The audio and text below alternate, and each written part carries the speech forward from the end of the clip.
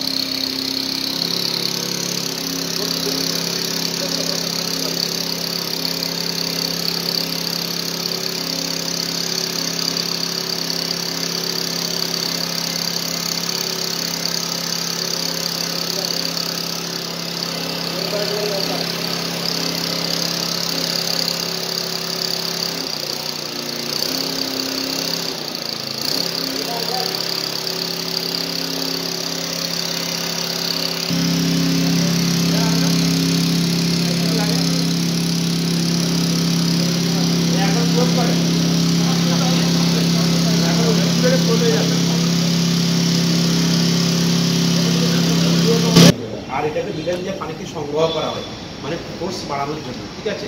এটা আমরা সমস্যা বলে থাকি আমাদের ডিবেটিং মেশিনটা নিয়ে আসেন, কানেক্টিং মেশিনটা নিয়ে আসেন, ঠিক আছে। এটা হলো আমাদের পাম্পের সহযোগিতা করার জন্য আমাদের, এটা হলো আমাদের ধোঁয়াতে যদি অনেক অধিক ধোঁয়া বা বিষাক্ত কোনো বাতাস থাকে সেখানে, ঠিক আছে, গ্যাস থাকে, ওই গ্যাসের মধ্যে কাজ করার জন্য আমরা এটা করে থাকি। এই যে যন্ত্রটি রয়েছে এই যন্ত্রটির নাম কি? রোটারি রেস্কিউ স। এই যন্ত্রটির নাম কি?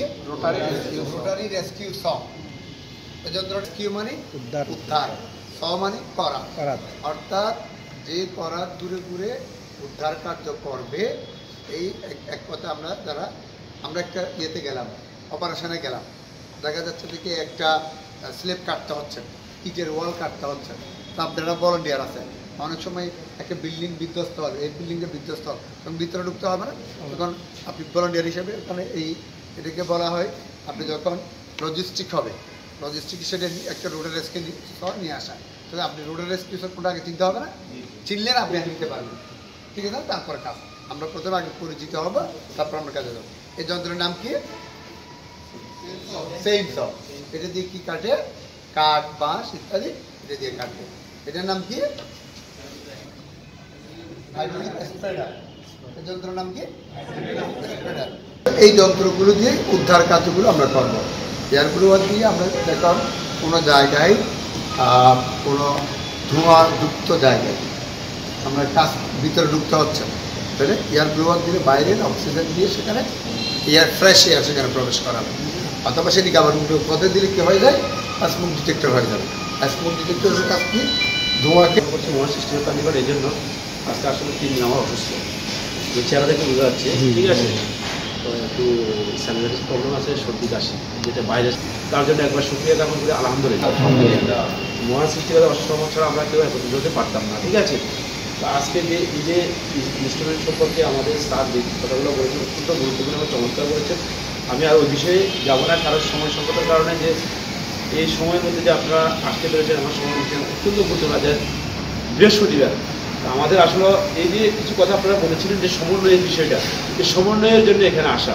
আমরা পরবর্তী যখন আপনারা বলবেন, যে কেউ একজন বলবেন বা যে কেউ আমরা যখন এটা আমরা বলতে যে বলতে হবে যে আজকে না হলে এই জিনিসটা আমাদের উপস্থিত দিলে ভালো হয়।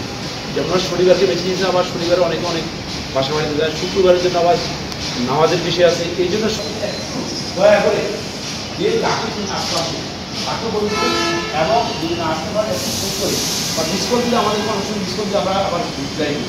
ডিসকাউন্ট দিলে আমরা কী করে থাকি? রিপ্লাই করে থাকি, যে বলছি যে আমি আসতে পারবো না, আমার সামাজিক কাজ আছে, তাহলে আমরা যেমন আমি এই মুহূর্তে একজনকে ওনাকে যদি বলতাম সারদাম সাহেব এখানে আসলে 2 জন পাড়াইছিল, ওনাকে মাঝে পাড়াইছে, ওনাকে যদি বলতাম 200 লোক এখানে পাড়াই, 200 এখানে ওনাকে কিছু করে আপনাকে এখন 10 ঠিক আছে। হয়ে গেছে